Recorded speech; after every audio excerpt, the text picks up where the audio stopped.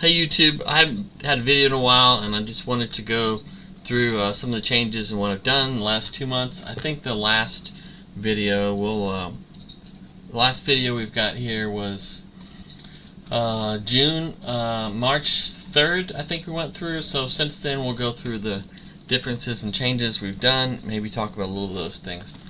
So first here, we bought a new house. It was about $230, worth $270, a private market deal, and it's rented already and fixed up for $1,525. I bought that on a line of credit just for convenience sake, and then I went ahead and paid money back down the line of credit. The advantage of this line of credit is that it's interest only.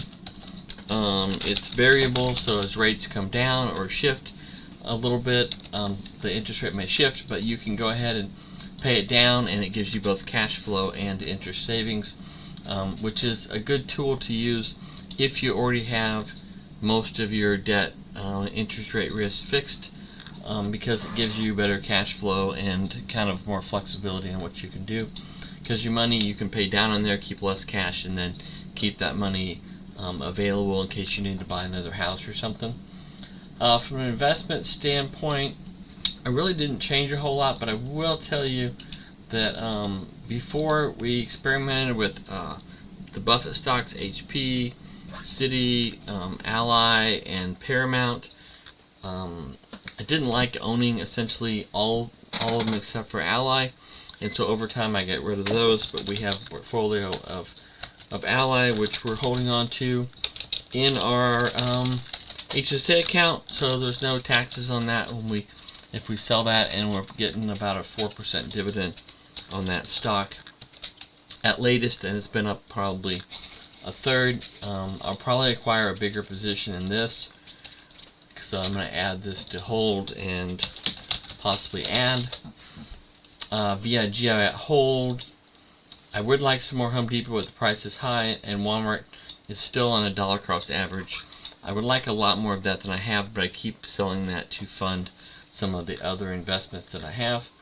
Crypto, we have Solana staked. Last time we covered how it went from 23 to 71. It went as high as 200. I think right now it's about down to about 150. And so we were making $5 every 2 days, and then $3 every 2 days on the other staking. And I'm thinking that this is more like 10 now, which I can check and then update the numbers later. Maybe 10 and 6 we've got there. So maybe let's say $10 a day net. We'll just put net $10.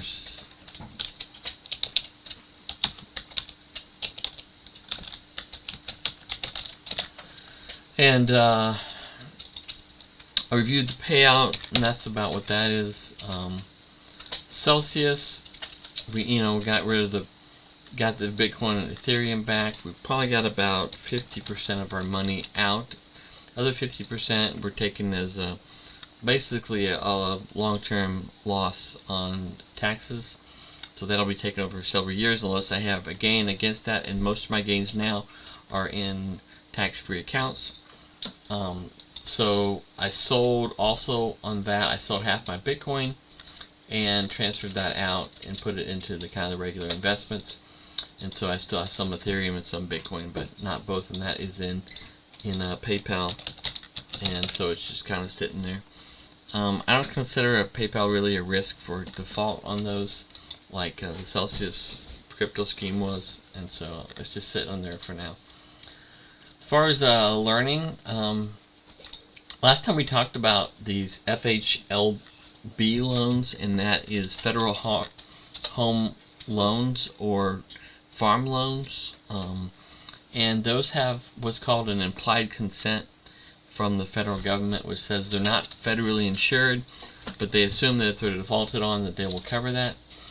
Those were about 6 to 6.3%, and what I figured out with that is that if you look at the value, and the value says it's $10,000, for instance, that $10,000 does not include any accrued interest on it.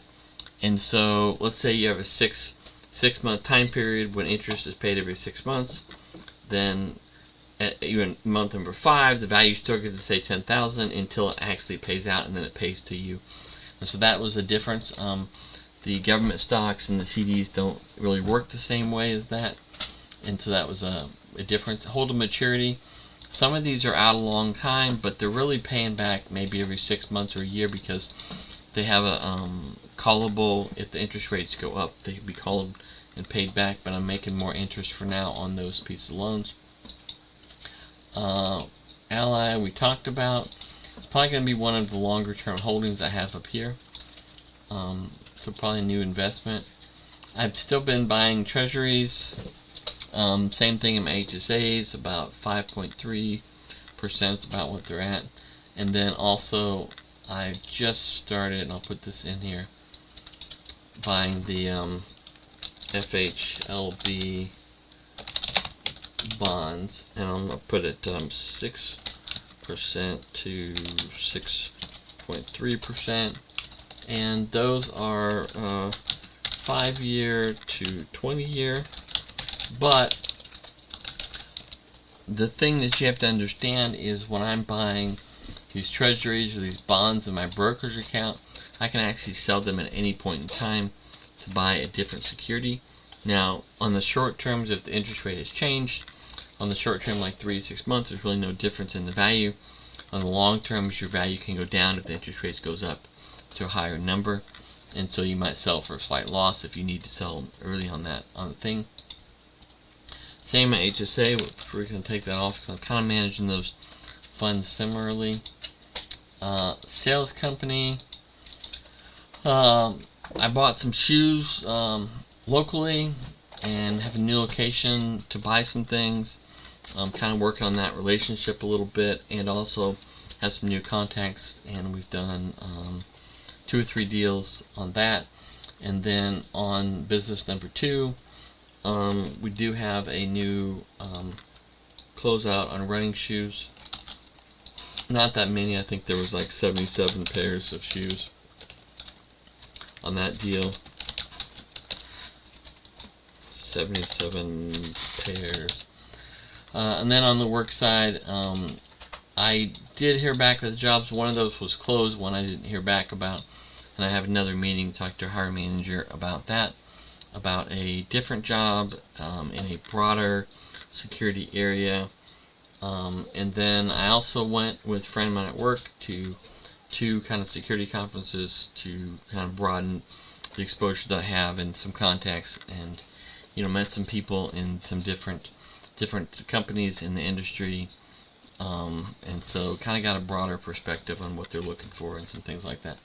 But I just want to take time in this video to share with you what's changed in the last 2 months. So that's it, and let me know if you have any questions down in the comments. I'll talk to you later. Bye.